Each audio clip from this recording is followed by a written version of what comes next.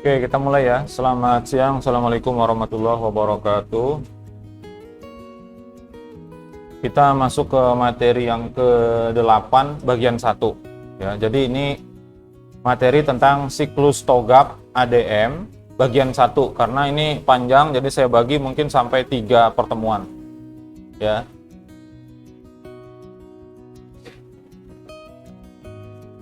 Yang kita bahas hari ini adalah mengulang sedikit tentang siklus TOGAP ADM kemarin, kemudian kita masuk ke siklusnya ya. Siklus yang pertama yaitu preliminary, kemudian arsitektur vision sama bisnis arsitektur.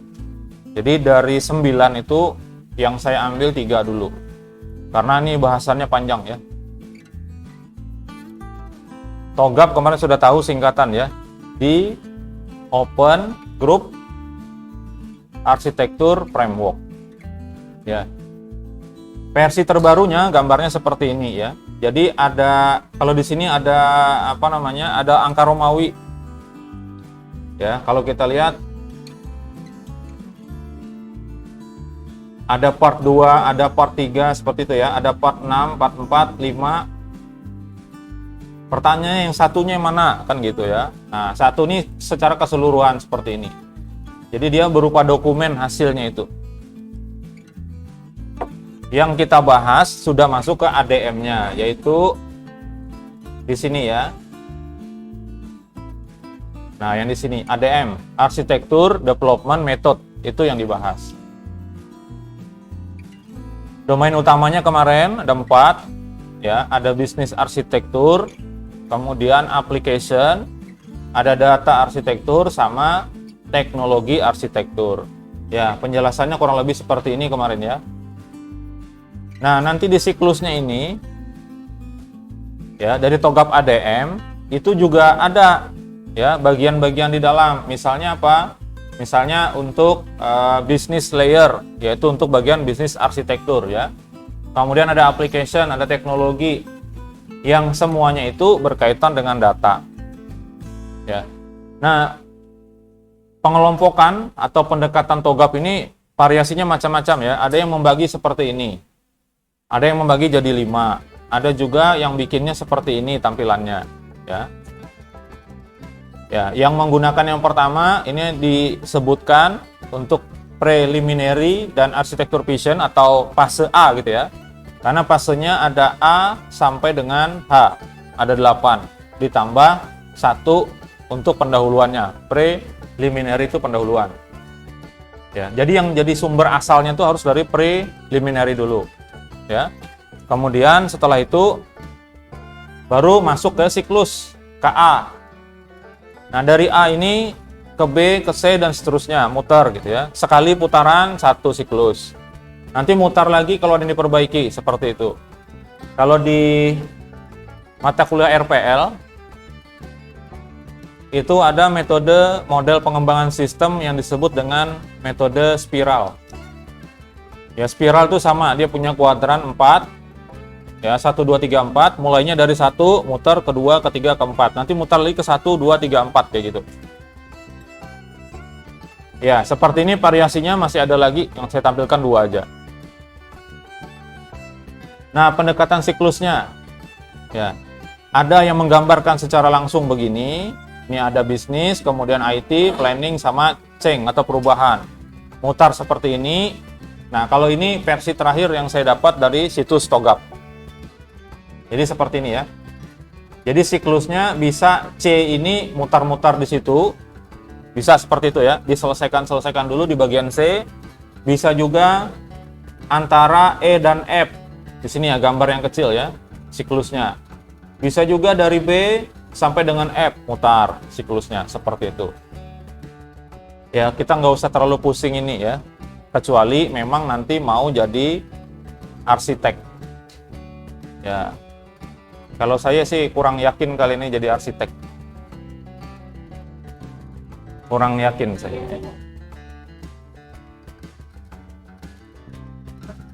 Karena kelihatan dari cara duduk kelihatan. Ya. cara bicara kelihatan, gitu ya. Dari sikap juga kelihatan. Kalau orang memang concern di bidang ini ya, pasti muncul banyak pertanyaan. Gitu ya. Memang ketika ditanya ada pertanyaan nggak, diam aja, oh berarti memang nggak tertarik. Jadi kalau bahasa orang itu hanya menggugurkan kewajiban aja. Ya nggak apa-apa, nggak apa-apa, saya juga sama gitu ya. Karena harus disampaikan, ya kan? Saya menyampaikan. Kalian mendengarkan, sudah? Ya kan? Terpenuhi sudah kan? Jadi cukup aja ya sampai sini ya. Belum, ini slide-nya 40. Nah, fase togap itu secara umum ada dua dibagi. Ada fase umumnya, yaitu preliminary, itu yang bagian pertama ya. Kemudian requirement management. Nah, tahu manajemen kebutuhan. Dua itu ya. Tapi dari requirement management ini dan preliminary ini ada fase khususnya yang sifatnya iteratif. Iteratif itu berulang. Ya, nanti dia akan berulang-ulang seperti itu. Nah, 8 fasenya. Ada fase A sampai fase H. Ya. Ini kalau kita merujuk ke enterprise arsitektur yang besar. Kalau yang kecil mungkin sekali putaran cukup kayak gitu ya. Tapi kalau yang besar nanti bisa berulang. Nah, kalau dari gambaran ini ya nanti ada dokumen-dokumen yang diperlukan. Dari setiap tahap itu ada dokumennya. Ya, saya lanjutkan aja. Ada pertanyaan? Nggak ada kan? Ya sudah tahu, saya nggak ada. Nah, adaptasi togap ya, ada 8 fase tadi, ada arsitektur passion ya, kemudian ada bisnis arsitektur, kemudian ada sistem informasi, teknologi, ada peluang dan solusi, lalu perencanaan migrasi, ini perencanaan mulai perubahannya ya, kemudian tata kelola implementasi, selanjutnya lagi manajemen perubahan arsitektur kalau ada perubahan. Nah, saya tanya nih, yang tata kelola sudah ada dapat buta kuliahnya? Yang isinya COVID ada nggak? COVID. Hah? Masa nggak ada? Belum. COVID, COVID-5. Belum ada. Nah, itu masuk tata kelola nanti. Jadi pakai itu juga bisa untuk tugas akhir. Ngecek aja tata kelola di STIMIK Palangkaraya itu seperti apa. Fokuskan ke prodi aja. Nah, pakai COVID misalnya. Jadi dia punya standar yang kalau terpenuhi nilainya, maka dia dianggap bagus. Kalau dia nggak terpenuhi standarnya, nggak bagus.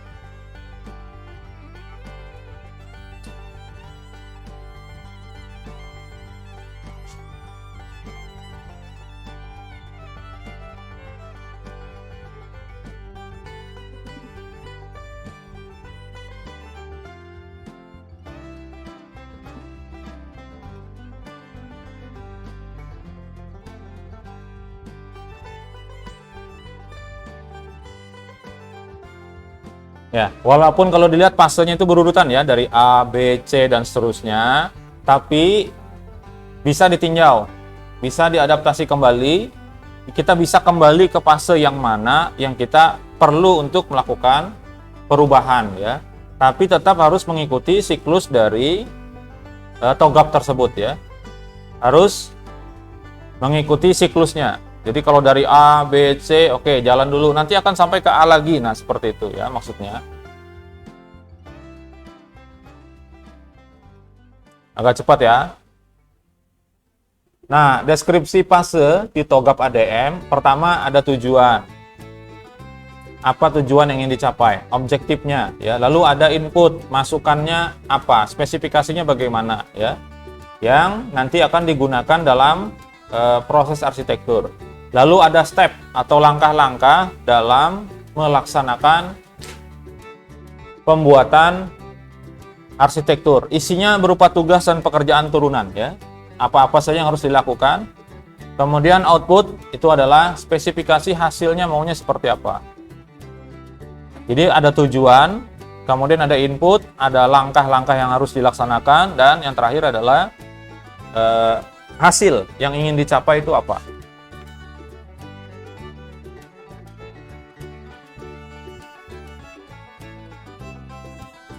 TOGAP ini agak sedikit detail ya dibandingkan yang kemarin Zachman Framework. Nanti mungkin di pertemuan akhir-akhir ya, mungkin 2 atau 1 pertemuan terakhir, nanti saya perkenalkan aplikasi untuk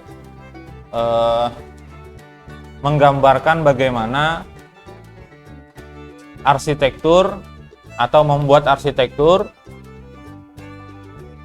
di TOGAP gitu ya, tapi menggunakan aplikasi namanya Archimate. Itu bisa digunakan sebagai pengganti dari misalnya WML gitu ya, bisa dipakai buat pengganti.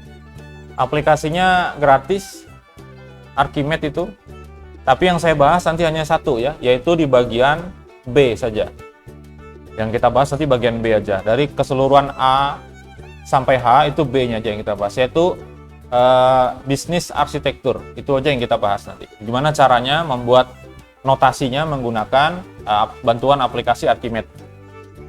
Nah, relasi antar TOGAP ADM ya, itu ada kaitannya semua dan dia nanti sebagai syarat untuk tahap selanjutnya ya. Jadi pertama definisi lingkupnya atau ruang lingkup, scope-nya ya.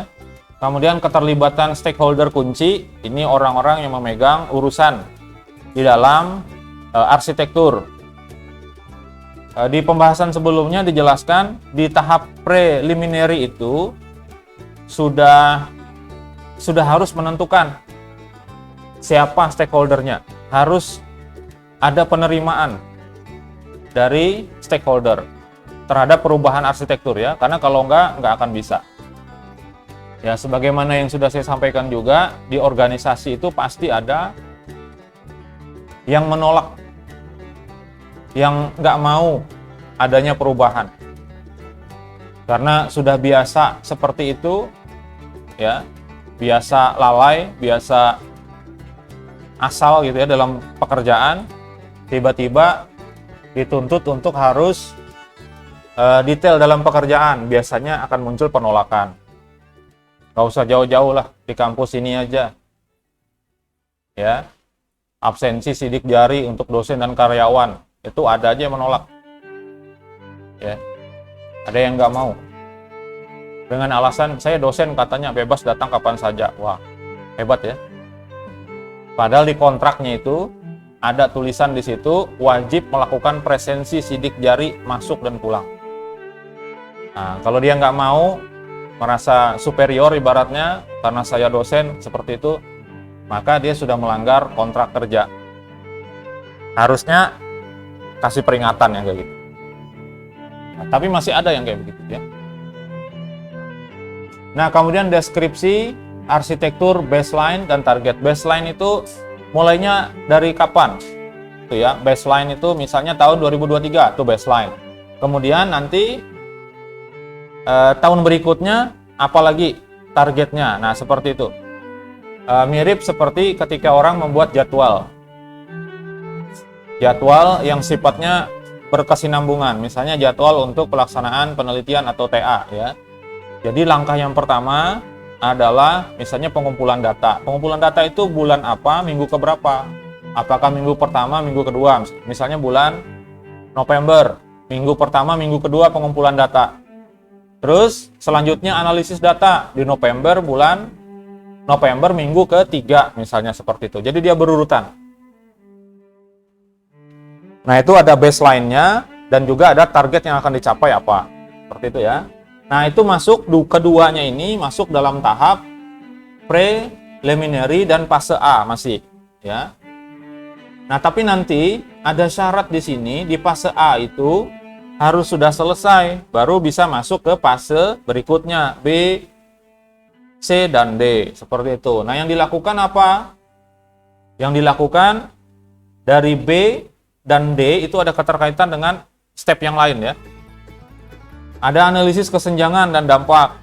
Jadi yang menjadi gap-nya itu apa? Antara yang sudah ada dengan nanti yang akan kita buat. Nah, terus di gambarkan juga nanti kalau pakai arsitektur ini dampaknya seperti apa hasilnya. Ya. Kalau dalam kasus absensi titik jari tadi, dampaknya seharusnya ada minimal apa? Minimal rekapitulasi presensi. Saya tuh sebetulnya punya ide, tapi kayaknya bakal ditentang terkait dengan presensi. Sejak dari kampus 1 dulu, di kampus Kinibalu, ya, pernah lihat nggak kampus STIMIK di Kinibalu? Nggak pernah ya? Jalan Kinibalu tahu nggak? Nah, seberang masjid itu ya. Nah, saya dulu mikirnya absensi itu nggak usah pakai ini, pakai sidik jari semua. Tapi di set bagaimana caranya di depan pintu situ setiap ruangan tuh ada sidik jari. Jadi yang membuka absensi itu adalah dosennya. Dosennya absen dulu, baru nanti mahasiswa berikutnya yang absen. Dan itu baru bisa diakui absensinya si mahasiswa. Ya, jadi nggak usah pakai ini lagi. Kemudian nanti kalau sudah selesai jamnya, habis waktunya, sudah selesai, minimal dosennya terakhir absen lagi sekali untuk menutup sesinya. Jadi ada sesi pembuka dan penutup. Karena banyak yang hanya masuk ngobrol sebentar, ngasih tugas, pulang dulu. Sampai dulu kami waktu kuliah itu mengabsensi dosen. Masuk jam berapa tuh ditulis, pulang dia jam berapa, lapor. Karena waktu itu merasa rugi kalau nggak masuk. Karena biaya sendiri. Nggak tahu kalau kalian, kayaknya senang aja kalau nggak masuk ya kan. Hari ini saya liburkan ya, senang, yes.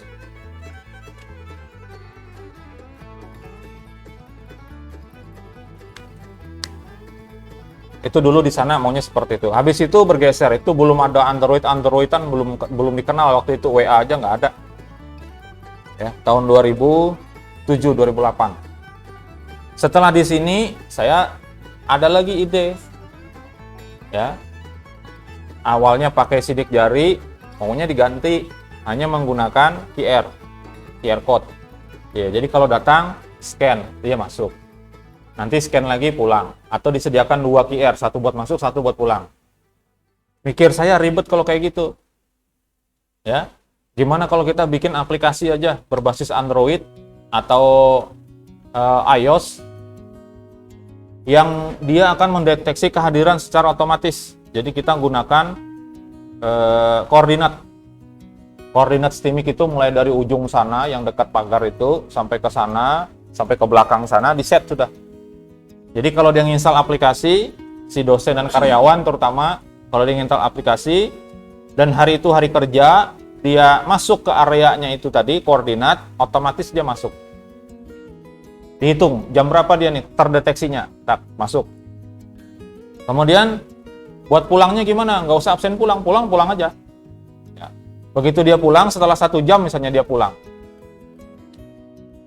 Nanti sistem itu akan mendeteksi dia ini ada di luar area atau di dalam.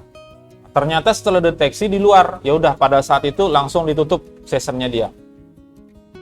Sessionnya pada tanggal itu ditutup, jadi dia dianggap sudah tidak ada di area lagi.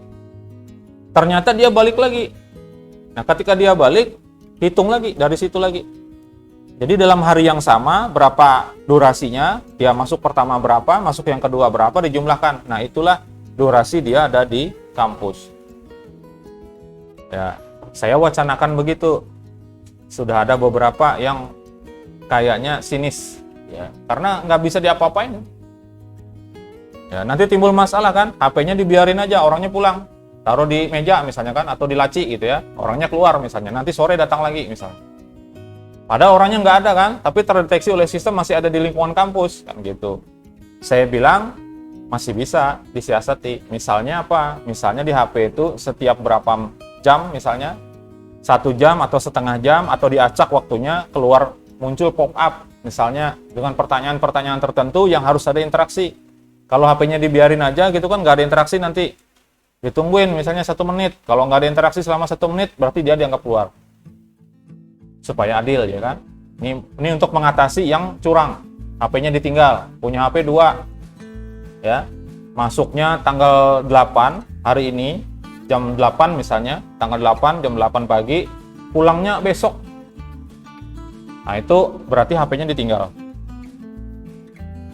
Bisa dia setting. Tapi kayaknya saya perhatikan ada beberapa orang yang sinis dengan usul seperti itu ya.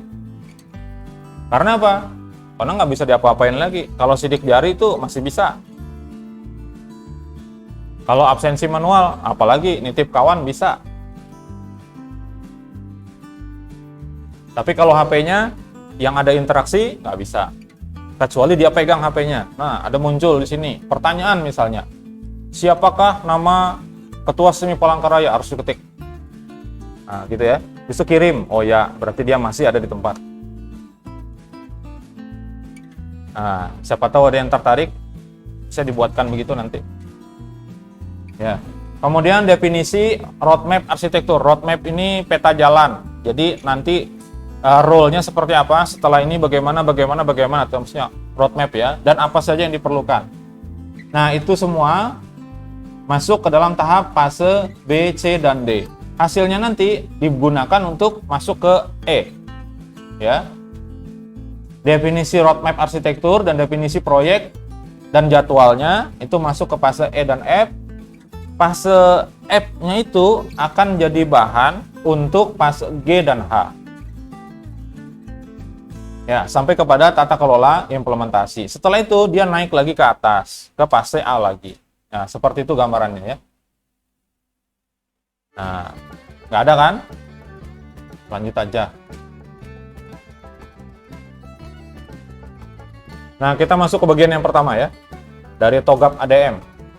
Fase preliminary ya, atau tahap pendahuluan. Nah, ini fase awal mempersiapkan organisasi untuk melaksanakan proyek arsitektur perusahaan yang sukses. Rencananya maunya sukses. Ya. Mempersiapkan organisasi untuk melaksanakan proyek arsitektur perusahaan yang sukses. Kalau tidak dipersiapkan di tahap awal, apa saja yang diperlukan dan sebagainya, nanti suksesnya itu susah dicapai. Ya. Apa isinya? Yaitu mendefinisikan di mana, apa, mengapa, siapa, bagaimana, dan satu lagi ketinggalan kapan waktunya untuk melakukan arsitektur. Ya, pertanyaan 5W 1H. Ya, seperti itu dijawab.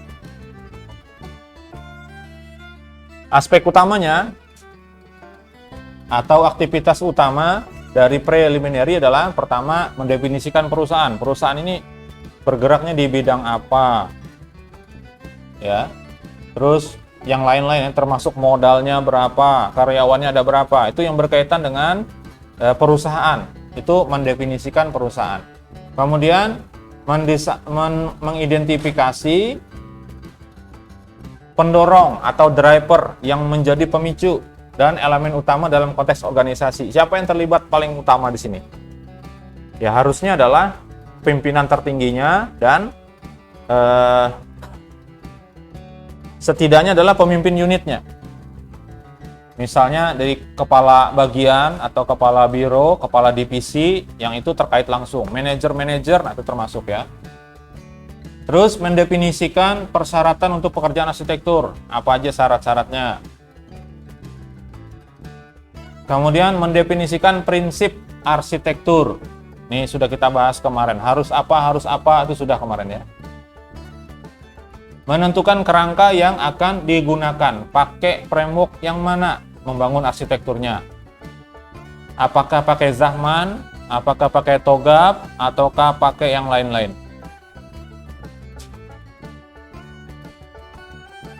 Kemudian mendefinisikan hubungan antara kerangka manajemen. Dari semua unit harus didefinisikan hubungannya seperti apa. Dan yang terakhir, ya, di aspek utama adalah mengevaluasi kematangan arsitektur perusahaan. Kematangan itu maksudnya kesiapan. Siap tidaknya arsitektur ini untuk diterapkan.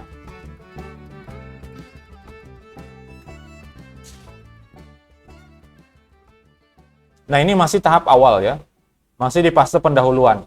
Kalau sudah ada kemungkinan bahwa itu nanti ada yang tidak mau ikut melaksanakan, nah itu susah ketika akan melakukan pengembangan arsitektur dalam sebuah perusahaan.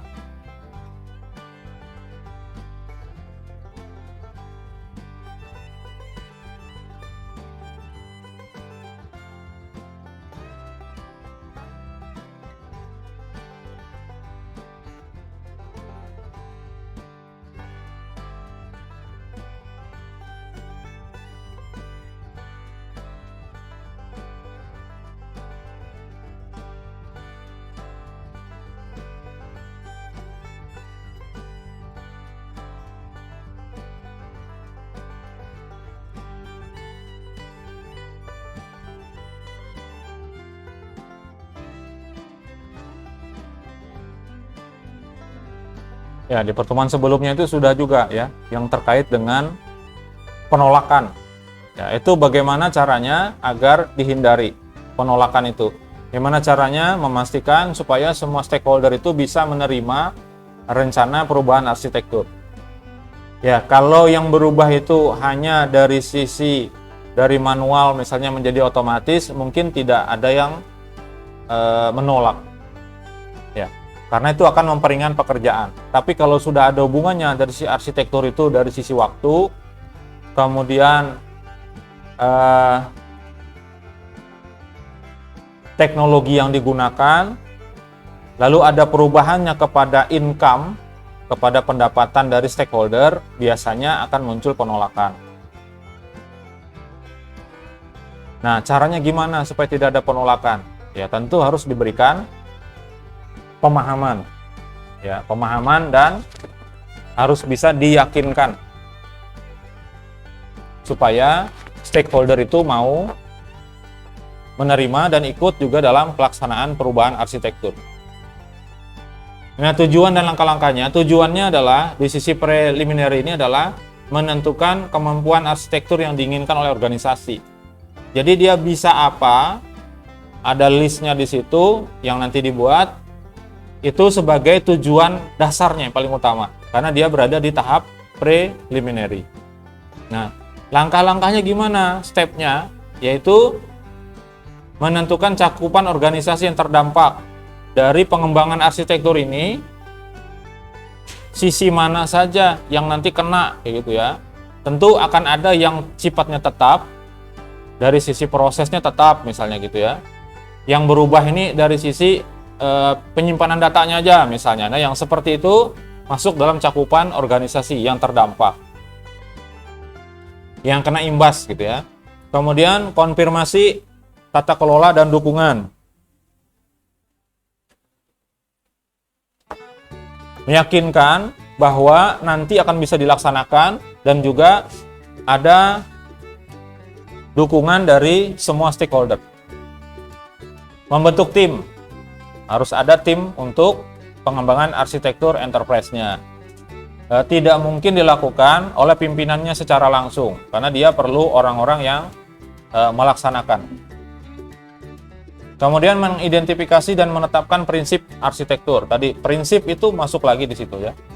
Jadi di awal tadi ada juga membahas tentang prinsip.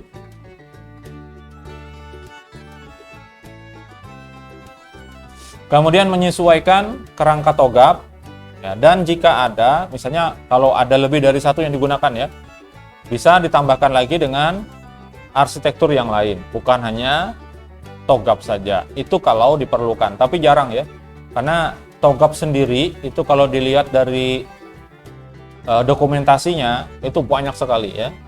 Kalau TOGAP secara penuh dijadikan TA itu tidak mungkin, makanya nanti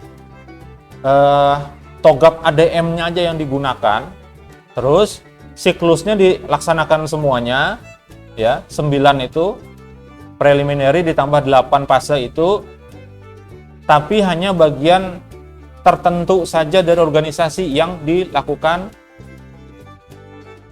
TOGAP. Seperti itu, yang dilakukan pembuatan arsitekturnya, jangan semuanya.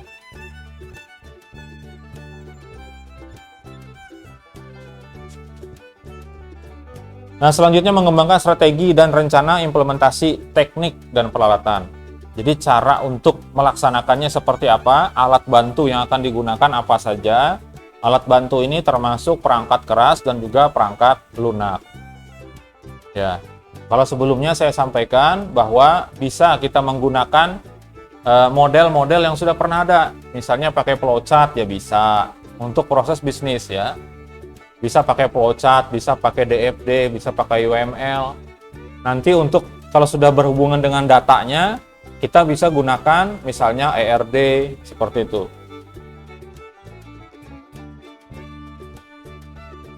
Input dan output. Ya, inputnya ini relatif sama semua tahapan itu ya.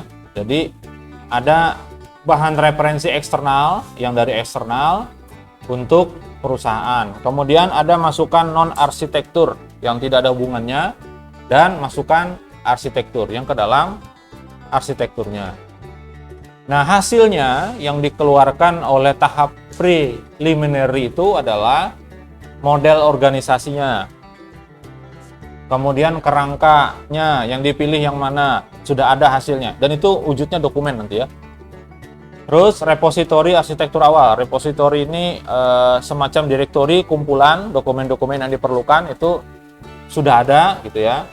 Terus pernyataan kembali atau referensi terhadap prinsip-prinsip bisnis, tujuan bisnis dan pendorong bisnis. Ini pernyataan statement maksudnya itu secara tertulis dokumennya. Ya. Kemudian permintaan pekerjaan arsitektur ini opsional. Kita melakukan request untuk proses pengerjaan arsitektur. Jadi mulai mendesain arsitektur seperti apa itu diminta untuk dilaksanakan. Nah, kemudian output yang terakhir adalah kerangka tata kelola arsitektur.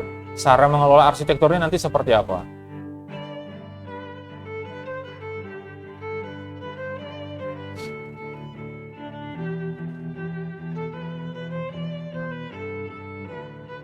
Lanjut ya. Aman, kalau nggak ada pertanyaan tuh aman. Jalan aja terus ya.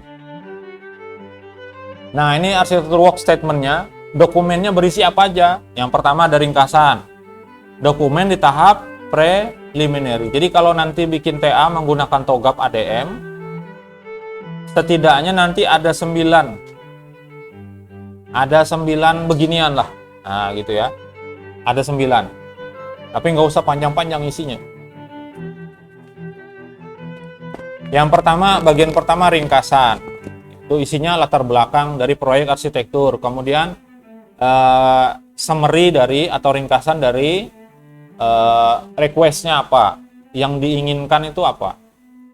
Kemudian dukungan dari organisasi, baik itu berupa personel, stakeholder ya, bisa berupa dananya, uangnya buat melaksanakan itu, bisa juga berupa peralatan yang diperlukan dan juga aplikasi. Ya.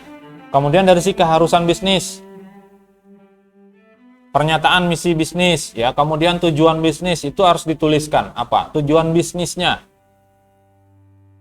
Ini bisnis di sini bukan bisnis dalam arti ekonomi ya, dalam arti bisnis itu berdagang, jual beli dan sebagainya, itu bukan itu yang dimaksud di sini.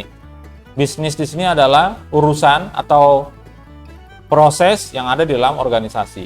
Itu namanya bisnis. Ya. Kemudian rencana strategis, perubahan lingkungan dan tujuan pekerjaan. Kalau tadi tujuan bisnis, sekarang tujuan pekerjaan itu ada. Ya, jadi masuk di keharusan bisnis. Kemudian ada kriteria suksesnya. Jadi ketika melaksanakan pengembangan arsitektur, kita harus menuliskan, memikirkan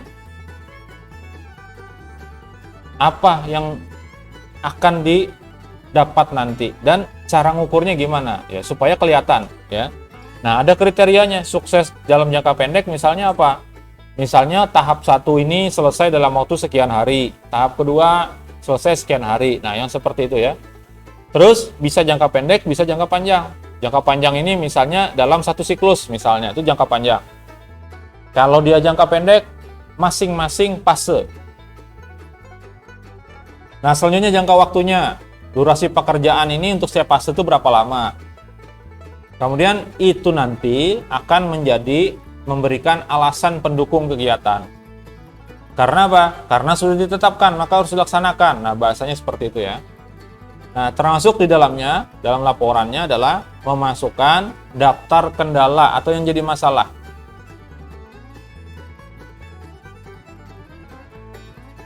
Kalau di analisis SWOT itu ada dua yang dimasukkan di sini. Ya, ada weakness, ada threat.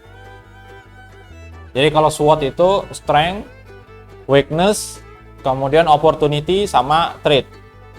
Ya. Jadi strength itu kekuatan, kemudian weakness kelemahan, opportunity itu peluang yang mungkin bisa dicapai. Kemudian ada threat itu ancaman. Nah, yang perlu dimasukkan ke sini adalah daftar kendala, termasuk di dalamnya yaitu weakness dan threat. Kalau dia pakai SWOT. Ya. Kalau di diri kita misalnya atau di organisasi kampus kita, kelemahannya apa? Nah, itu internal. Ya. Kelemahannya apa di kampus ini? Misalnya internet tidak merata, ya kan? Di mana yang ada hotspotnya? Di sini sampai nggak hotspotnya? Hotspot yang dikelola oleh kampus sampai sini sampai nggak? Sampai nggak hotspotnya? Bingung, kenapa? Karena nggak tahu hotspot punya kampus itu yang mana. Ya, ada STIMIK Palangkaraya, STIMIK Palangkaraya 1, STIMIK Palangkaraya 2, ada kantin, ada apa namanya, kuliah beneran, ada UPMI, ada P3M, dan seterusnya. Ya. Tapi dikunci semuanya. Yang dibuka di kantin, 50 MB di kantin. Saya protes kemarin, kenapa dikasih di kantin 50 MB? Harusnya ke sini. Di lab itu perlu, apalagi semester 5 masuk pemrograman mobile, mobilnya pakai Android Studio, harus connect internet. Baru buka aplikasi, bikin new project, sudah connect internet dia, download Gradle, ya, sinkronisasi. Sudah gitu koneksinya 10 MB aja, dibagi, ya anggaplah 30 komputer yang ada. Sama-sama download semuanya untuk Gradle-nya. Alhasil, habis waktunya, programnya baru aja kebuka. Nggak sempat ngetik apa-apa. Sudah selesai waktunya. Nah, itu yang saya bilang kemarin tuh, sediakan koneksi tersendiri di lab. Ya. Itu bagian dari apa? Weakness, kekurangan. Nah, masuk di sini, di daftar kendala. Jadi kendala tuh. Ya. Jadi kendala tuh ada dua, ada kendala internal, ada kendala eksternal. Nanti yang jadi ancamannya apa nih dari luar, kayak gitu ya. Pertama, keterbatasan fiskal atau finansial, duit, kapasitas jaringan, kemudian kekurangan waktu, waktunya mepet sekali misalnya. Itu harus dimasukkan ke dalam laporan di tahap preliminary. Kemudian memasukkan juga informasi tambahan lain yang diperlukan. Ya, tapi dalam bentuk singkat tulisannya ya. Sampai sini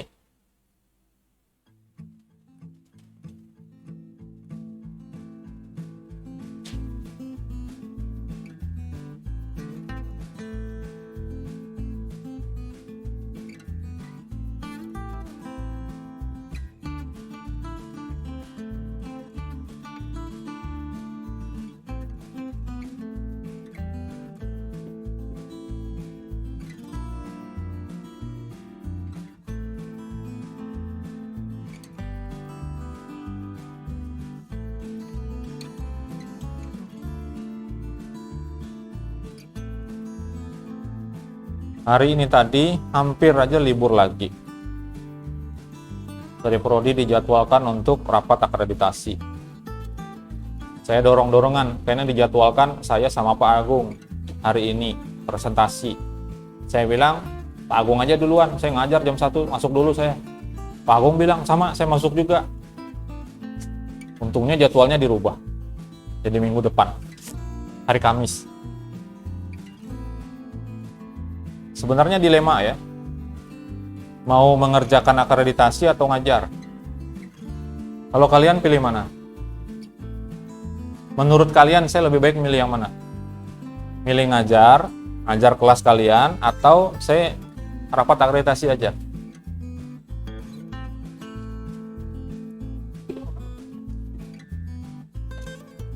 Saya ragu-ragu dengar jawabannya. Lebih baik Bapak ikut rapat aja, Pak. Saya secara pribadi itu lebih condong ngajar aja. Karena itu tugas saya secara pribadi. Ya. Kalau akreditasi itu masih bisa digantikan orang lain. Ngajar nih siapa yang gantikan? Nggak ada. Ya. Saya nggak masuk, misalnya sebulan penuh nggak masuk, utang saya berarti 4 atau 5 pertemuan. Tetap harus saya bayar. Tapi kalau akreditasi, masih bisa dibantu oleh orang lain kerjakannya. Karena ada timnya. Seperti itu. Masuk ke fase A. Tadi kita bahasnya 3 aja ya. Preliminary, kemudian arsitektur vision, sama yang kedua yang fase B yaitu bisnis arsitektur. Itu aja dulu. Ini aja banyak nanti isinya. Ya, jadi ini part yang pertama, mungkin sampai 3. Berarti hari ini pertemuan ke 10 ya. 11, 12 itu masih bahas siklus ADM. 13, 14, 15 nanti lanjutannya.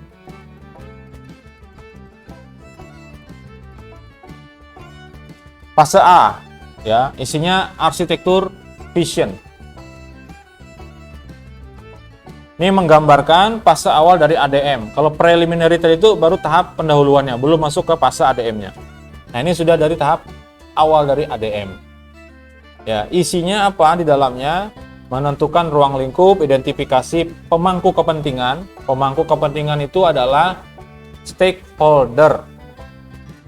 Kemudian membuat visi arsitektur dan mendapatkan persetujuan. Intinya itu. Artinya apa? Di tahap A ini harus disetujui bahwa arsitektur ini akan dilaksanakan, akan dikerjakan, akan diimplementasikan. Itu harus mendapatkan persetujuan di sini ya.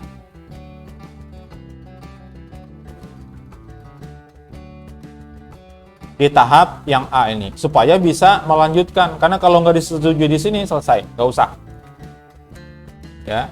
Makanya kalau ada penolakan dari stakeholder tertentu itu harus bisa ditanggapi dan ditangani.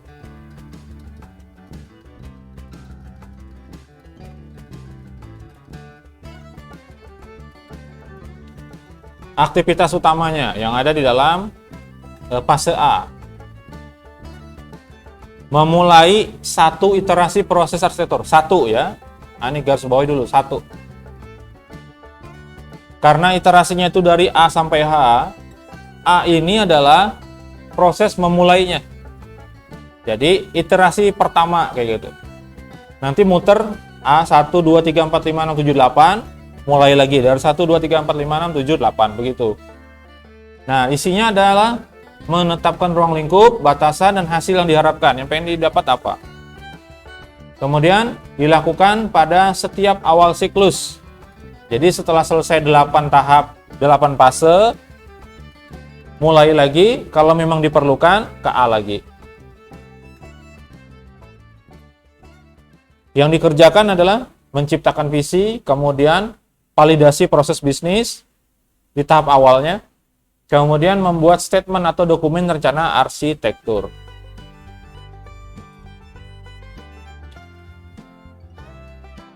Tujuannya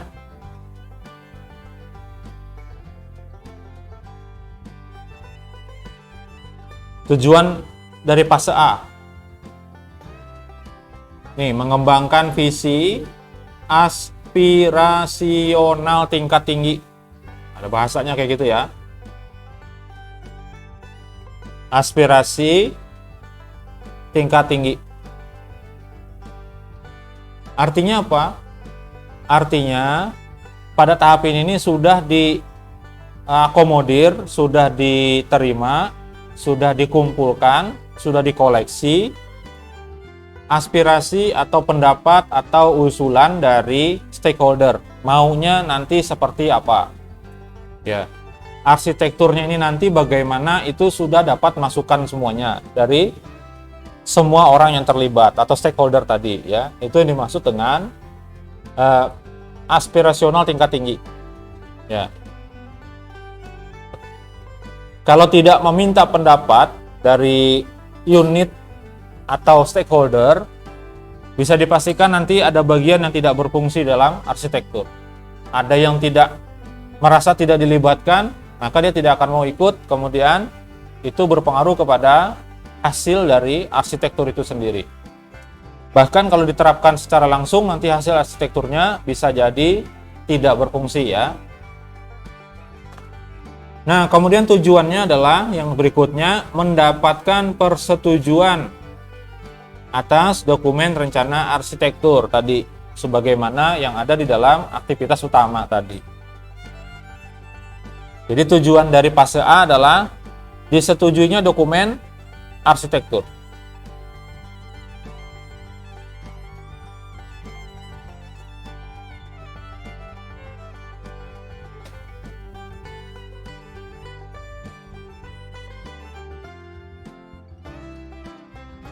Langkah-langkahnya banyak sekali. Dah gitu aja.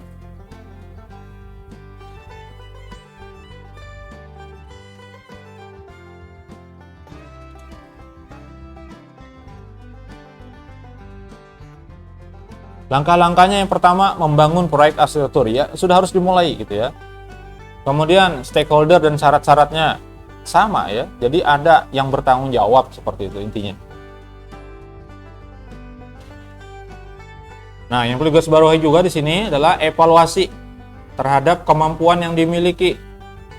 Kalau tadi misalnya di tahap preliminary itu ada dicantumkan nanti bisa begini, bisa begitu. Ternyata ketika masuk ke arsitektur vision itu ternyata nggak bisa dilaksanakan. Nah, itu perlu dicek kenapa bisa seperti itu, kenapa kok kesimpulannya tidak bisa dilaksanakan, itu kenapa, apa yang kurang, ya, lemahnya dari sisi mana, seperti itu. Itu maksudnya evaluasi, ya. Nah, kemudian dari stepnya yang berikutnya adalah melakukan penilaian terhadap kesiapan transformasi bisnis. Transformasi itu perubahan bentuk, ya. Makanya ada disebut dengan transformer. Kalau transformer ini yang mengubah, karena ada ER di situ, ya, jadi pelaku dia.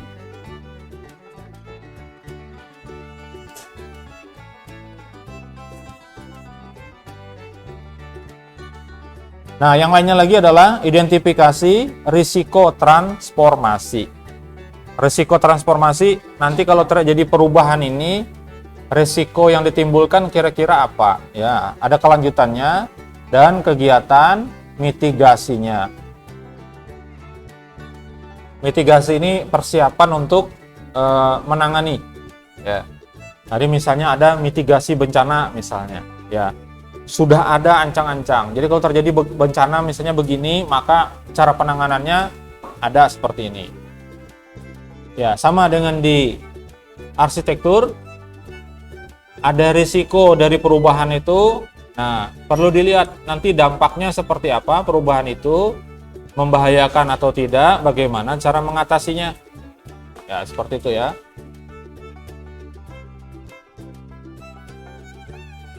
Nah, di sini muncul lagi, ya, memastikan program kerja arsitektur itu disetujui dan dapat dilaksanakan. Kalau tidak disetujui, sekali lagi batal, nggak jadi.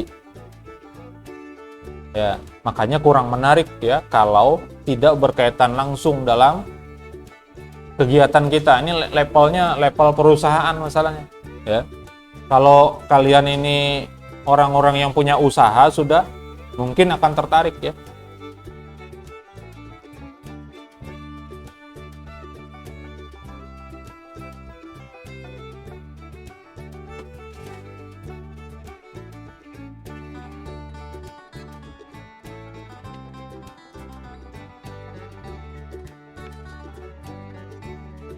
Input dan outputnya dari fase A, arsitektur passion ya. Inputnya sama ya.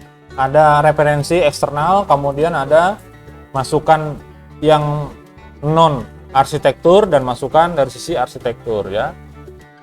Nah, outputnya keluarannya adalah dokumen rencana arsitektur tadi atau program kerja ya. Kemudian dokumen yang disempurnakan dari hasil preliminary tadi masuk ke fase A disempurnakan. Lalu ada prinsip arsitektur muncul juga di situ ya.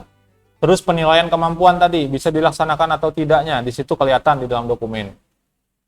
Lalu kerangka arsitektur yang disesuaikan dari tahap preliminary diperbaiki, disesuaikan. Kemudian visi arsitektur ini dari fase ini sendiri. Kemudian rencana komunikasi, cara berkomunikasinya untuk mengerjakan ini dan cara berkomunikasinya melalui arsitektur itu seperti apa. Nah, ya, jadi kalau digambarkan dalam gambaran notasi itu panah, ada panah yang solid, yang panah itu garisnya tidak putus, jelas gitu ya. Ada yang garisnya itu putus-putus seperti di struktur organisasi. Kalau dia lurus langsung ke bawah ada tanda panahnya, nah itu unsurnya adalah garisnya adalah garis komando perintah. Nah, terus ada lagi yang garisnya putus-putus. Biasanya garis putus-putus itu lintas bagian, lintas unit, lintas bidang, lintas divisi biasanya ya. Beda manajemen. Nah, garis putus-putus fungsinya apa? Untuk menunjukkan ada koordinasi dan kerjasama. Ya, seperti itu. Nah, cara berkomunikasinya sudah pernah kita bahas. Ya, ada yang secara horizontal, itu satu level. Ada yang vertikal, dari atas ke bawah atau bawah ke atas. Ada yang diagonal. Diagonal ini misalnya dari pimpinan manajemen A ke staf yang ada di manajemen B. Seperti itu. Itu secara diagonal. Kalau dia vertikal, sama-sama dalam bidangnya, tapi ke atas atau ke bawah, satu unit. Nah, kemudian ada yang horizontal, komunikasinya. Komunikasi horizontal itu berarti dia levelnya sama.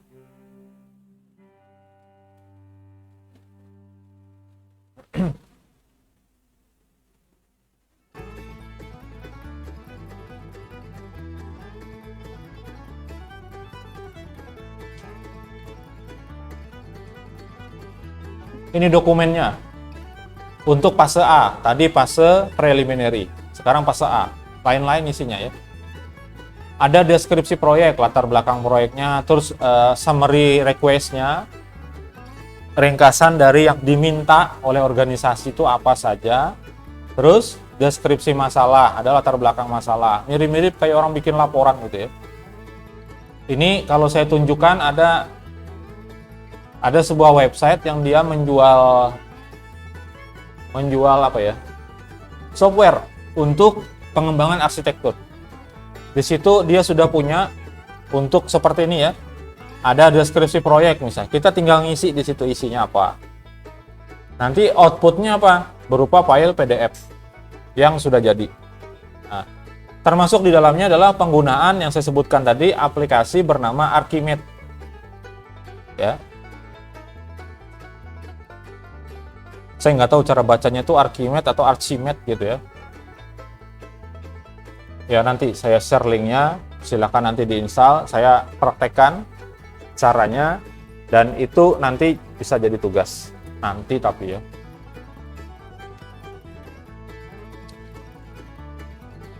Kemudian setelah latar belakang masalah itu ada penggerak dan peluang perubahan. Penggerak nih driver atau pendorong ya, yang mendorong perubahan arsitektur dan peluang perubahannya seperti apa. Kemudian tujuannya, nih daftar tujuan yang akan dituju, kemudian penjelasannya yang ingin dicapai seperti apa. Lalu stakeholder, semua yang terlibat aktif di dalam proses. Dari sisi strategi, tata kelola, dan dukungan, nah, perlu meninjau kembali dan melakukan konfirmasi. Meninjau kembali kalau ada hal yang kurang pas, kemudian dikonfirmasi, struktur tata kelola yang sudah ditetapkan pada fase preliminary tadi. Jadi di preliminary tadi, kalau ada yang perlu dirubah, dirubah. Kemudian kalau tidak ada dikonfirmasi, yakin nggak ini dilaksanakan, atau kita pakai, atau kita terapkan, seperti itu ya. Nah, risiko dan asumsi. Identifikasi risiko dan asumsinya, atau penyelesaiannya gimana? Yang tadi, mitigasi tadi.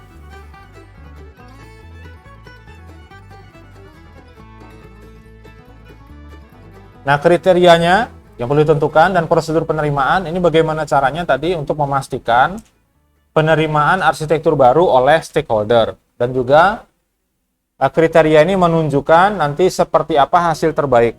Nah, supaya dapat hasil terbaik itu ditaruh kriterianya. Kalau pengen jadi lulusan terbaik yang ikut kemarin di wisuda, itu diumumkan, ada syaratnya. Yang pertama apa? Yang ikut acara wisuda kemarin, kalau yang terbaik itu, yang lulusan terbaik itu, syaratnya pertama, IPK-nya minimal 3,50, minimal, satu syaratnya. Ini kalau gerbang logika namanya gerbang N, jadi harus terpenuhi semua, baru bisa dianggap. Kalau satu itu aja enggak, kecuali enggak ada lagi yang lain. Nah baru, misalnya nih, IPK, anak D3 misalnya, yang lulus pas 3 tahun nggak ada ya, tapi 3 tahun setengah, IPK-nya 3,7, nah itu yang terbaik, karena nggak ada yang terbaik lagi. Yang paling tinggi dia aja sendiri, ya udah dia. Itu syarat yang pertama ya, IPK. Yang kedua, tidak ada nilai C dalam transkrip akademik.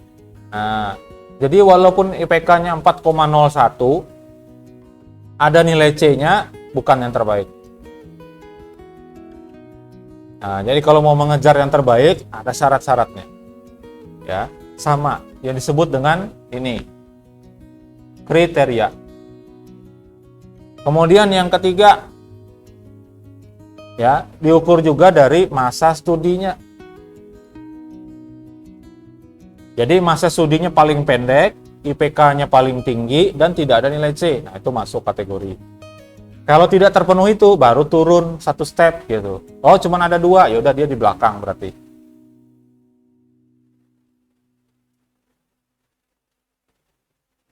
Dari tahun sebelumnya, sebetulnya saya ngusul wisuda itu banyak terbaiknya. Bukan hanya terbaik 1, 2, 3 per prodi. Maunya saya itu ada mahasiswa yang lulus paling muda, siapa? Terus mahasiswa yang lulus tercepat, harusnya ada seperti itu. Kemudian ada pembacaan pesan dan kesan. Yang tahun ini agak lebih bagus daripada tahun kemarin ya. Tahun kemarin asli baca puisi, saya males dengarnya. Yang kesan mahasiswa. Kalau yang wisuda tadi bagus, beberapa kali dapat tepuk tangan, ya, karena sudah dikasih tahu, kamu jangan baca puisi. Kalau tahun kemarin, aduh, saya di belakang itu begini, malu, saya malu.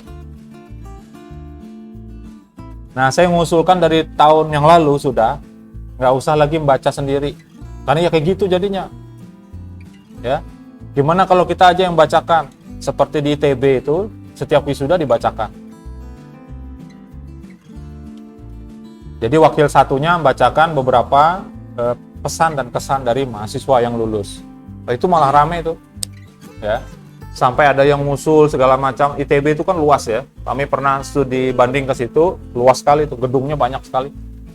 Jadi ada yang mengusulkan kepada rektoratnya mohon agar dibuatkan apa sih namanya, yang buat wisata tuh, yang dari atas sana sampai ke sini, yang naik itu, tali seling itu, tolong dibuatkan dari gedung AS itu sampai ke sini biar nggak capek turun naik katanya.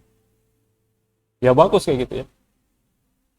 Ada juga yang cerita, nah cerita-cerita seperti itu yang menurut saya lebih layak untuk disampaikan, lebih rame.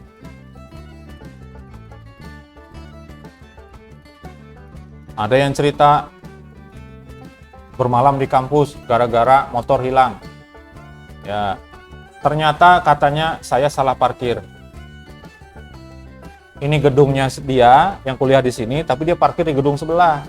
Nah, dia kuliahnya di sini, dicariin di parkir sini yang nggak ada. Ya semalaman katanya nungguin, nyariin nggak ada. Sekalinya lupa parkirnya di sebelah situ.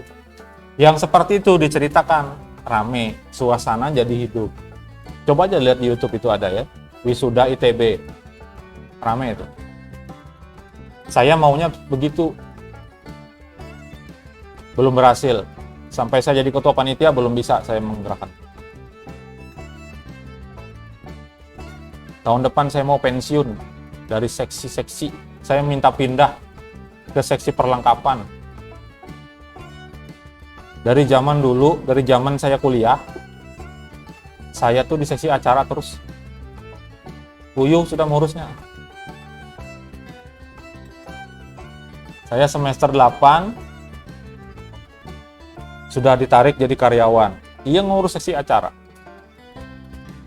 Saya wisuda, tetap saya masuk sesi acara. Padahal saya wisuda. Sampai dengan kemarin, jadi ketua lagi. Saya bilang sama pimpinan di sana, saya minta ganti. Saya tolong ke seksi perlengkapan sekali-sekali. Habis itu ke seksi konsumsi, saya bilang. Begitu keluar SK-nya tetap ya di acara. Ya. Kemudian di dalamnya di fase A itu ada rencana dan jadwal proyek seperti yang saya sebutkan tadi, seperti orang penelitian. Tahap pertama mengerjakan apa, itu waktunya kapan, berapa lama durasinya dan seterusnya. Seperti itu ya. Jadi dalamnya ngapain? Ada peninjauan dan konfirmasi terhadap jadwal itu. Disetujui apa enggak? Kalau ditinjau berarti ada yang dirubah. Seperti itu. Nah, kalau sudah terjadi ada perubahan, dikonfirmasi, oke, gimana? Kalau sudah, tanda tangan. Nah, itulah yang dihasilkan dari fase A ini. Wujudnya itu nanti dokumen semua, kalau yang namanya arsitektur itu. Ya. Nah, hasil dari arsitektur itulah nanti yang akan diimplementasikan. Dalam bentuk apa? Dalam bentuk aplikasi, dalam bentuk pembelian perangkat, dalam bentuk apa? Menambah personel yang diperlukan untuk tugas-tugas tertentu.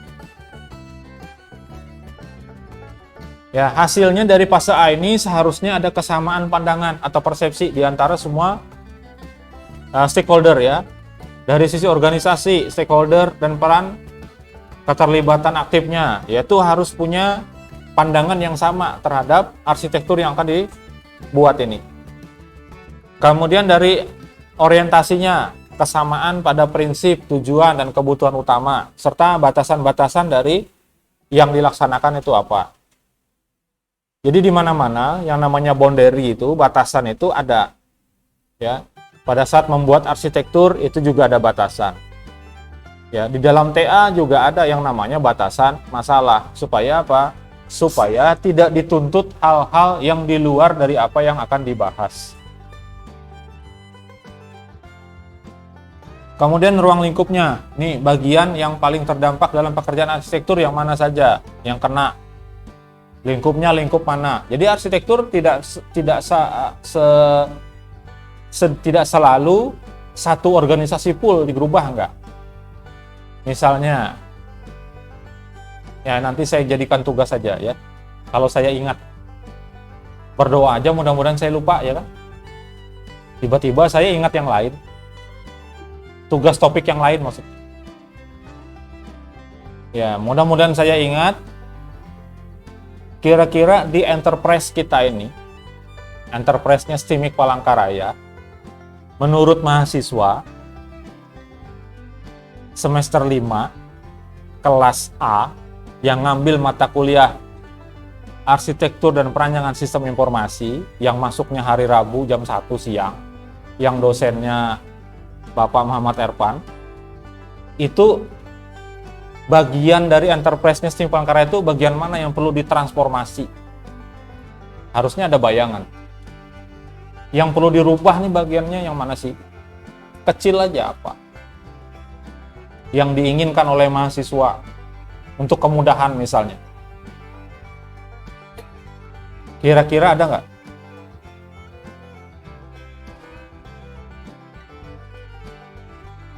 Kalau saya yang jawab, bukan ada, banyak. Ya kayak orang Jawa aja lah, pakai U. Karena kalau banyak kayak gitu masih belum banyak. Tapi kalau banyak, nah itu banyak banget. Iyalah, gitu kan. Kalau bilangnya cantik, ya itu masih belum cantik. Tapi kalau sudah pakai U, pakai cua, ya, nah ini sih. Bukan cuak. Cuantik, ya, berarti cantik banget katanya. Kalau saya bukan orang Jawa. Cuman saya dengar kalau orang ngomong ya begitu. Berarti maksudnya ada penekanan seperti itu ya. Kira-kira ruang lingkup mana yang perlu diperbaiki dari sistemik Palangkaraya? Otokritik aja, ya kan? Dan itu nanti sifatnya rahasia, yang tahu saya aja. Dan itu bisa saya gunakan untuk saya bicara. Jadi seperti itu kalau saya. Makanya saya pernah, ini termasuk dalam ruang lingkup ya, tapi ini bukan saya bicaranya bukan masalah frameworknya, bukan masalah arsitekturnya. Tapi dia masuk dari bagian yang harusnya diperbaiki. Saya duduk di kantin dulu sebelum pandemi itu sering makan sendiri. Ya, karena saya anggota Satgas Informasi. SK-nya itu nggak pernah dicabut sampai hari ini. Nggak ada masa berlakunya pula. Ya. Jadi saya suka nyari informasi, duduk di kantin sambil makan. Tiba-tiba didatangi mahasiswa. Ada satu orang mahasiswa, sudah lulus nih orangnya semua. Nanya ke saya, Pak, sibuk kah? Enggak, saya bilang saya lagi makan. Enggak apa-apa, ganggu Pak. Jangan ganggu, saya bilang. Tapi kalau mau ngomong aja. Kalau ganggu makan kan saya suapi nanti kan. Akhirnya ngomongnya ini langsung to the point gitu. Yang rasanya itu kayak gimana ya? Yang harusnya kan pakai pengantar dulu, ini nggak langsung aja. Pak, di kampus ini nih nggak ada pengembangan keahlian dosen kah? Katanya. Kaget langsung saya. Seolah-olah kan mengatakan dosennya nggak punya kemampuan gitu ya. Emangnya kenapa saya tanya? Kalau saya itu cuek aja, orang kritik tuh sekritik-kritiknya gimana ya saya dengarkan aja. Ternyata diceritakan begini Pak. Mata kuliahnya pemrograman. Pemrograman tuh di lab. Ya, praktikum di lab. Kami disuruh nonton video Pak. Video aja ditonton. Nontonnya di rumah. Habis itu dipraktekkan di lab. Seperti itu aja Pak. Oh, dalam hati saya, oh ini Kak yang dimaksudnya ini tidak, apakah nggak ada pengembangan kualitas dosen? Emangnya kenapa saya bilang? Dosennya nggak praktek langsung di lab Kak? Enggak Pak katanya. Nah, terus yang dilakukan kalian di lab itu ngapain? Ya kami praktek yang disuruh nonton itu aja Pak. Kami praktek itu, terus dibawa ke lab, dicoba di lab. Nah, terus saya tanya, terus kalau misalnya terjadi error atau apa, dosennya ini ngasih tahu apa enggak? Dia bilang, enggak Pak. Jadi ditawarkan ke kawan yang lain, siapa yang bisa bantuin kawannya itu, nilainya nanti ditambah. Oh, dalam hati saya ya memang harus berarti ini memang nggak berkualitas kalau kayak gini. Nah itu saya sampaikan, tapi saya nggak nyebut mahasiswanya itu siapa enggak. Ya, pada saat ada satu yang ngomong gitu, kawannya datang lagi, yang satu di kelas yang berbeda. Rupanya dia dengar. Yang satu nih ngomong, orang sudah lulus semua itu. Angkatan 2000 berapa ya? 2015-an kayaknya. Ya, sudah 2 tahun yang lalu lulus. Kawannya datang lagi, iya Pak, di kelas kami sama gitu juga. Ya, dapat 2 saksi. Datang lagi kawannya satu, iya Pak, sama. Ah, saya lapor ke wakil satu, saya ceritakan begini ada laporan mahasiswa.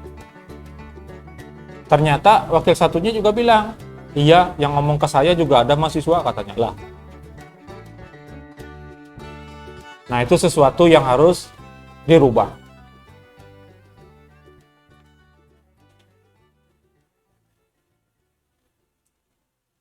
Sambil dipikirkan ya, mudah-mudahan minggu depan saya ingat mencantumkan dalam slide ada tugas.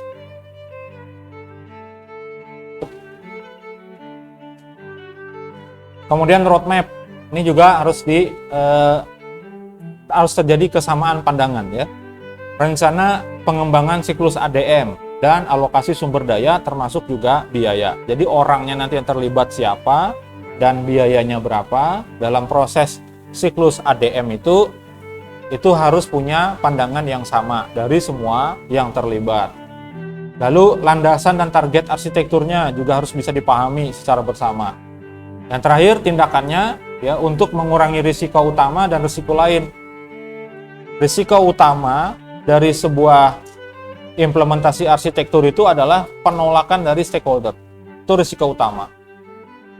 Bagaimanapun bagusnya sebuah sistem, kalau orang yang menggunakan ini tidak mau, nggak akan bisa jalan, sebagus apapun sistemnya. Itu termasuk yang sudah pernah saya rintis dulu, yaitu sistem permintaan surat secara online. Saya sudah buatkan sedemikian rupa supaya mahasiswa itu tidak perlu datang ke kampus pada saat minta. Datang ke kampusnya itu pada saat ngambil hasilnya aja. Jadi misalnya minta surat keterangan aktif kuliah. Cukup dari aplikasi aja minta surat keterangan aktif kuliah. Sudah. Nah, saya perhatikan formatnya. Surat aktif kuliah itu tidak ada isian sama sekali. Artinya tidak ada yang perlu diisi oleh mahasiswa. Isian itu semuanya dari database sudah. Misalnya, cukup memasukkan NIM, nama sudah keluar, prodi sudah keluar, angkatan sudah keluar semuanya, ya. Semesternya sekarang langsung muncul juga sudah. Jadi tidak ada inputan. Nah, prosesnya gimana? Prosesnya mahasiswa tuh minta surat, minta ajukan surat, sudah. Nanti di bagian sana, di bagian administrasi itu, di akunnya mereka itu ada notifikasi seperti Facebook itu. Ya. Atau seperti WA gitu ya. Ada ikonnya kan, kemudian ada angka di atasnya yang kalau pesan belum dibaca ada angkanya berapa. Nah, kemudian bagian administrasi itu ngecek, tinggal dibuka lalu dicetak. Ya, setelah dicetak 3 lembar, kemudian statusnya secara otomatis berubah di mahasiswa. Yang awalnya tadi ketika disimpan itu diajukan, ketika dicetak dari sana otomatis statusnya itu berubah menjadi diproses. Nah, itu gampang aja itu mainnya. Mainnya hanya kode aja ya. Kode 1 2 3 bisa kita buat. Kalau kodenya 1 pengajuan, kodenya 2 proses, kodenya 3 misalnya selesai, itu bisa. Ya. Jadi proses ditunggu aja, nggak usah datang ke kampus dulu ngambil surat. Setelah dicetak minta tanda tangan. Setelah ditanda tangan baru dikasih nomor. Nah, setelah dikasih nomor sah sudah jadi surat. Kemudian apa? Kemudian petugasnya tadi menginputkan nomor surat. Ya. Nomor suratnya diinput. Setelah disimpan nomor suratnya, secara otomatis statusnya berubah, si surat itu menjadi selesai. Di mahasiswa ketika melihat statusnya sudah selesai berarti sudah bisa diambil suratnya. Nah, seperti itu maunya. Itu sudah saya buatkan untuk 2 unit umum sana sama unit perpustakaan yang menggunakan hanya perpustakaan. Ini masalah orang. Ini masalah risiko utama. Ya, ketika arsitektur itu dijalankan, aplikasi itu dijalankan, ada yang nggak mau pakai. Padahal sudah dibuatkan ada surat aktif kuliah, surat aktif untuk gaji. Kalau gaji berarti ada inputan. Input pangkat, golongan, nama orang tua, dan seterusnya ya. Kemudian ada surat keterangan untuk pengajuan beasiswa. Ada surat keterangan, bukan surat keterangan, surat pengajuan penelitian, surat izin penelitian. Ada surat izin melaksanakan tugas yang kalau ditugaskan keluar oleh dosennya. Itu semua sudah ada. Yang make hanya perpustakaan. Ya, itu sangat disayangkan. Ya, itu yang saya alami seperti itu. Ada usulan yang tidak diterima. Ada sudah dibuat tapi nggak digunakan. Ya, seperti itulah. Namanya hidup. Ada orang suka, ada enggak.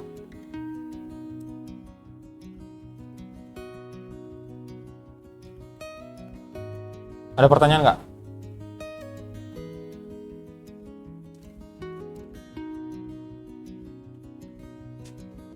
Nanti aja saya yang tanya. Ya. Fase B. Nah, fase terakhir nih di pembahasan ini. Yaitu berkaitan dengan bisnis arsitektur. Ya. Fase untuk mengembangkan bisnis arsitektur untuk mendukung visi arsitektur, yaitu fase yang pertama tadi. Jadi ini adalah masuk ke fase yang kedua dari siklus ADM.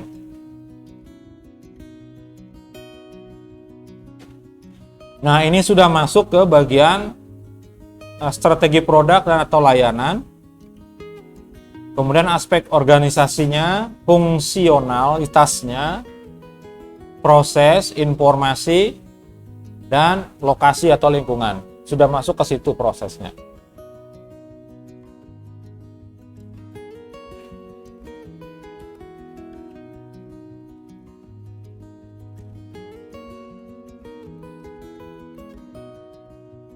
Ya, aktivitas utama yang dilakukan di sini adalah yang pertama, yang dasar sekali adalah proses bisnis, ya, menggambarkan proses bisnis dan orang yang terlibat, kemudian hubungannya satu sama lain, dan prinsip yang mengatur desain termasuk juga mengatur perubahannya. Jadi nanti pakai notasi-notasi apa, menggambarkannya menggunakan diagram apa gitu ya. Dari sini nanti akan kelihatan bagaimana organisasi itu mencapai tujuan bisnis.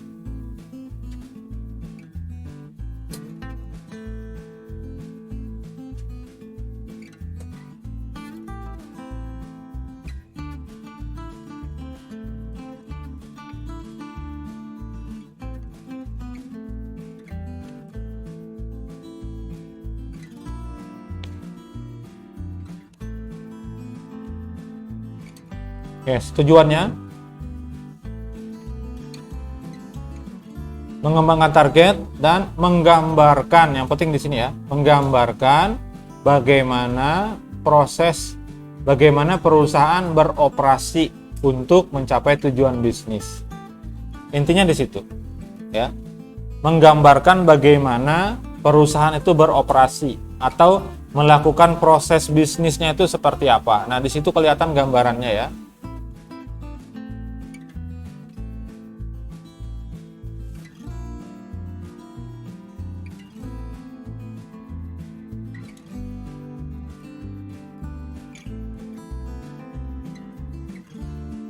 Langkah-langkah yang dilakukan pada arsitektur bisnis yaitu memilih model referensi, kemudian view, sudut pandangnya menggunakan sudut pandang apa, dan alat yang digunakan nanti apa, itu dijelaskan di situ ya. Kemudian mengembangkan deskripsi arsitektur bisnis dan arsitektur targetnya.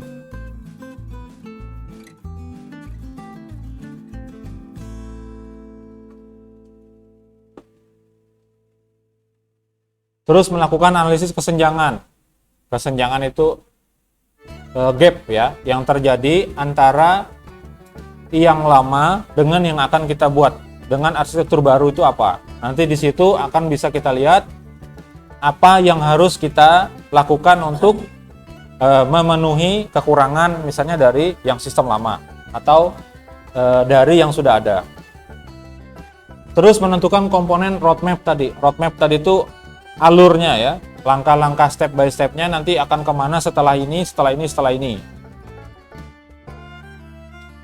Kemudian mengatasi dampak di seluruh landscape arsitektur dari semua sisi, dari semua bagian yang ada dalam arsitektur itu harus bisa diatasi dampak yang terjadi. Nah, kemudian melakukan tinjauan formal kepada stakeholder. Nah, di sini juga sudah kelihatan nanti. Karena di fase preliminary itu sudah ada menunjuk stakeholder ya, orang yang ditugaskan. Kemudian di fase A tadi, arsitektur vision tadi juga sudah ada menetapkan stakeholdernya yang ditunjuk untuk melaksanakan. termasuk pembentukan timnya tadi. Nah, itu di fase B ini masih bisa ditinjau lagi. Kalau orang itu ternyata tidak kompeten, bisa diganti. Ya. Kemudian menyelesaikan arsitektur bisnis, yang maksudnya menyelesaikan ini melengkapi ya. Dan membuat dokumen definisi arsitektur. Dokumen. Jadi ini outputnya di preliminary itu ada dokumennya. Di fase A ada dokumen, di fase B ada dokumen juga. Inputannya tetap sama ya. Outputnya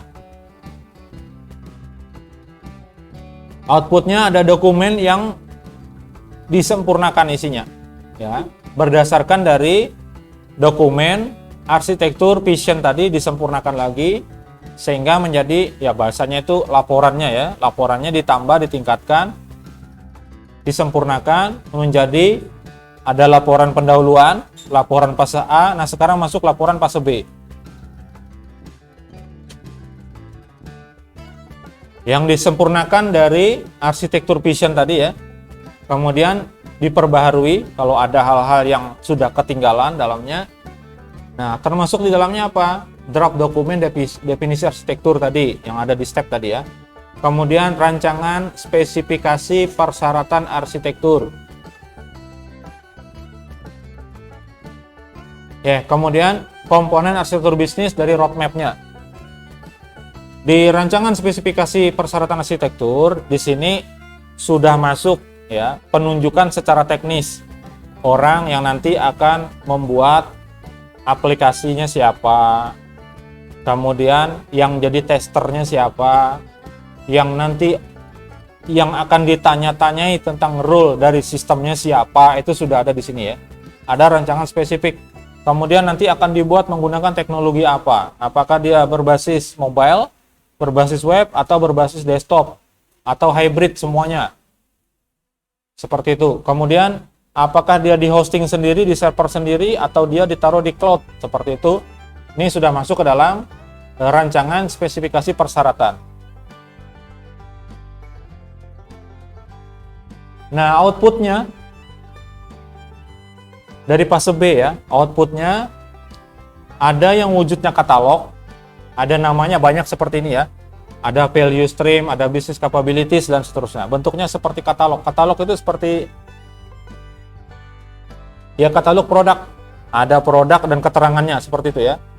Kemudian ada yang berupa metrik, metrik itu tabel ya, ada yang value stream, ada strategi atau capability, kemudian ada business interaction, dan seterusnya.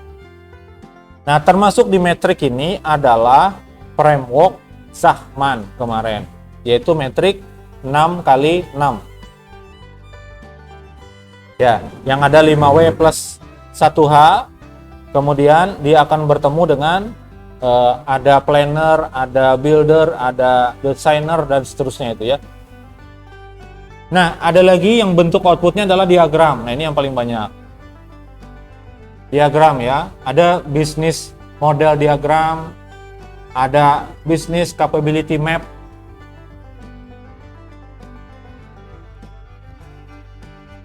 ada functional decomposition, terus ada product life cycle, itu bentuknya diagram.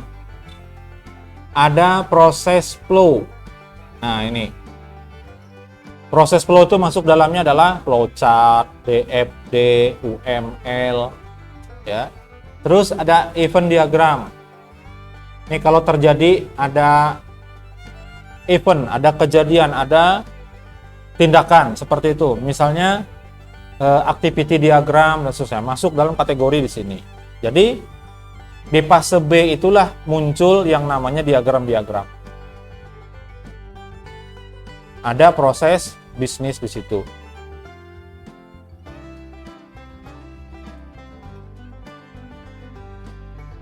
Ini format laporannya. Format laporan ini bukan dari TOGAP ya. Ini saya ambil dari sebuah aplikasi. Jadi dia memberikan keterangan seperti ini. Nah, saya rasa ini yang lebih enak dilihat. Karena kalau melihat dokumentasi dari Togap, saya yakin kalian pasti langsung paham. Pasti langsung paham bahwa diri kita itu nggak paham. Saya yakin gitu, karena saya aja bacanya, aduh banyak sekali gitu. Gambar tadi yang di awal, yang ada, saya bilang ada apa tadi, Romawi 1, 2, 3 itu, yang kita bahas itu Romawi 2, ya. Arsitektur Development Methodnya, yang ADM-nya yang kita bahas, ini yang lainnya belum, ya. Ada arsitektur komponen yang kita bahas. Ya, banyak sekali. Jadi kalau merujuk ke websitenya langsung, luar biasa. Ditambah lagi, saya katakan, sejak saya SMP itu 2 pelajaran yang saya kurang suka. Yang pertama matematika, yang kedua bahasa Inggris. Jadi saya tuh ngertinya perkataannya aja.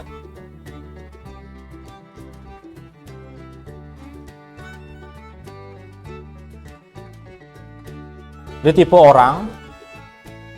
orang itu ada 4 macam orang, ya. Yang pertama, silakan terapkan ke diri sendiri, masuk kategori mana. Ada orang yang tidak tahu, dan tahu bahwa dirinya tidak tahu. Itu adalah orang bodoh. Maka ajarilah dia. Itu kata-katanya seperti itu. Ada orang yang dia tidak tahu dan tahu bahwa dia tidak tahu. Itu orang bodoh. Benar nggak?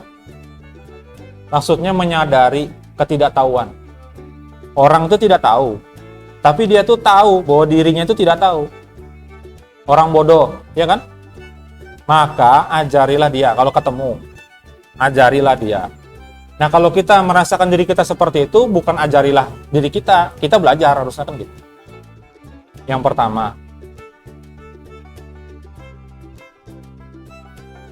ada orang yang tahu, tapi dia tidak tahu bahwa dia tahu. Ada orang yang tahu, tapi dia tidak tahu bahwa dia tahu. Tahu tuh tahu, mengetahui. Lain tahu bahasa Ita bekendai. Namun tahu kan bisa. Tahu, mengerti. Jadi ada orang yang tahu, tapi dia tidak tahu bahwa dirinya tahu. Ini adalah orang tidur, maka bangunkanlah dia. Orang itu punya potensi, sebenarnya dia bisa, tapi dia tuh nggak tahu kalau bahwa sesungguhnya dia tuh bisa. Ini banyak orang kayak gini nih, yang punya bakat dan kemampuan terpendam itu. Yang itu sebetulnya dimotivasi aja dia akan bisa tampil kayak gitu. Ya sama kayak kalian ini lah. Kalau nyanyi di WC nyaring. Begitu suruh nyanyi ke depan sana udah mau. Ya, ini orang tidur nih kayak gini nih. Orang yang tahu tapi dia tidak tahu bahwa dirinya tahu, makanya orang tidur. Maka bangunkanlah dia.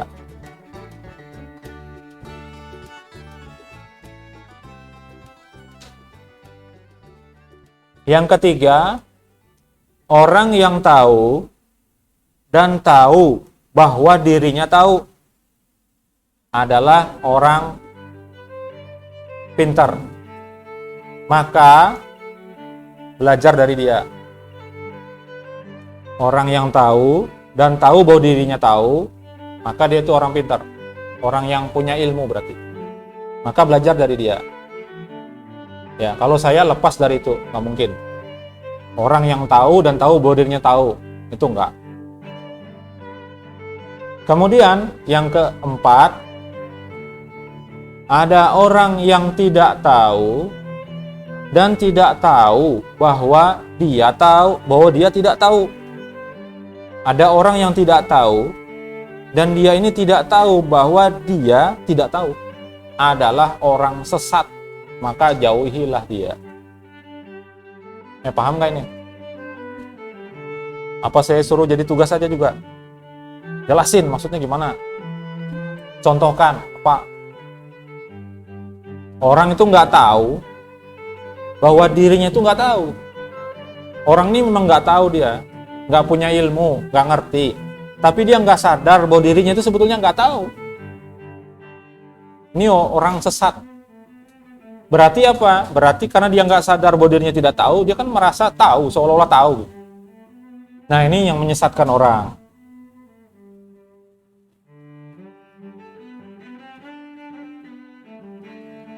Kira-kira kalau diri kita tuh masuk kelompok yang mana? Kelompok orang yang bodoh tadi, orang tidur, orang berilmu, apa orang sesat? Hah? Masuk kategori mana?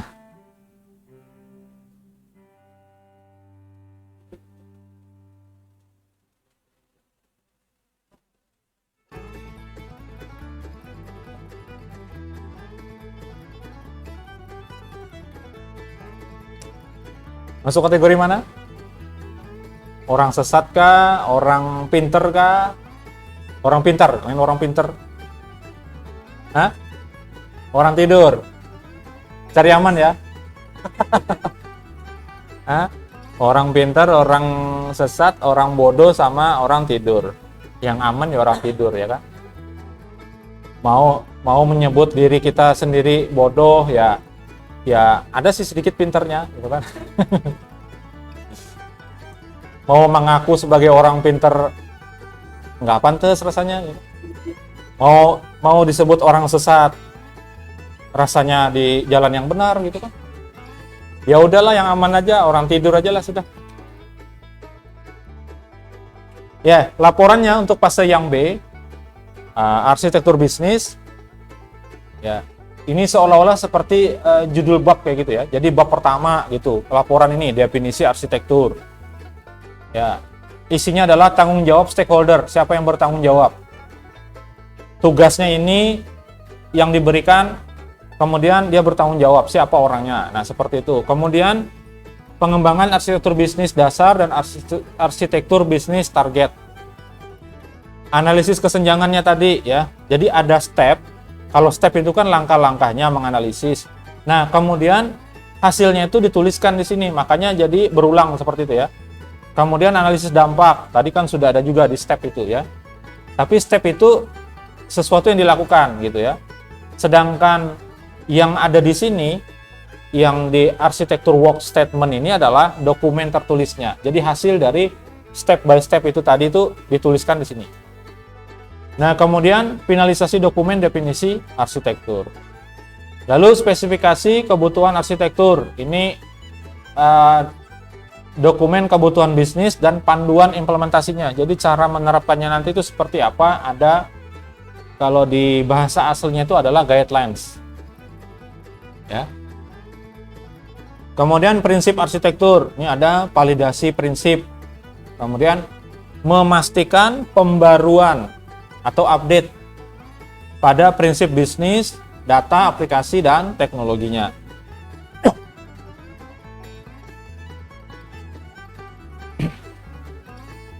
Nah, kemudian prinsip bisnis, tujuan dan pendorong atau driver ya, yang jadi penggeraknya. Direview dan memastikan pembaruan tujuan bisnis dan pendorongnya. Kemudian mereview dan mengkonfirmasi penggerak atau pendorong bisnis. Nanti yang menjalankan, yang menggerakkan bisnis ini apa?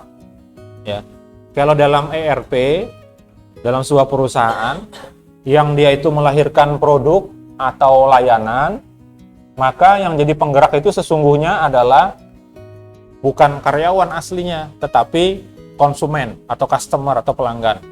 Karena kalau kita memenuhi kebutuhan mereka, maka mereka yang nanti akan jadi pendorong supaya kita tetap bisa beroperasi atau melaksanakan produksi.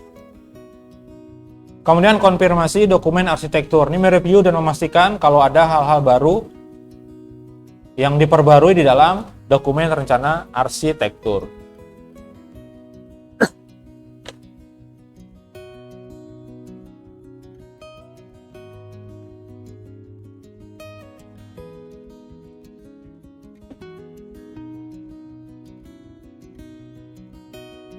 Ada pertanyaan nggak?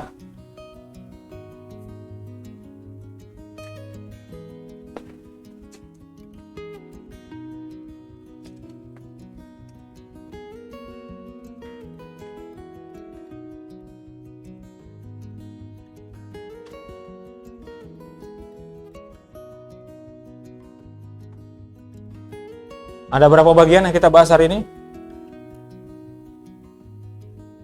Ada?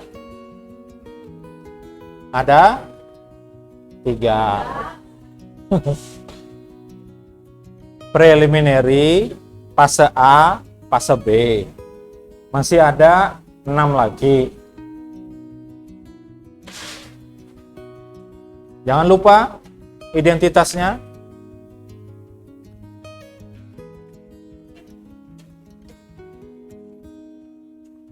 Sudah saya buka ya, tapi mulainya jam 3 baru bisa.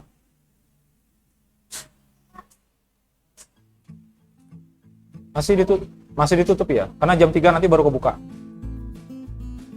Ya. Ya, mudah-mudahan yang kita bahas hari ini bermanfaat ya. Terima kasih atas perhatian Anda semuanya. Mohon maaf kalau ada kesalahan dan kekurangan, seperti biasa lah, kekurangan waktu ya.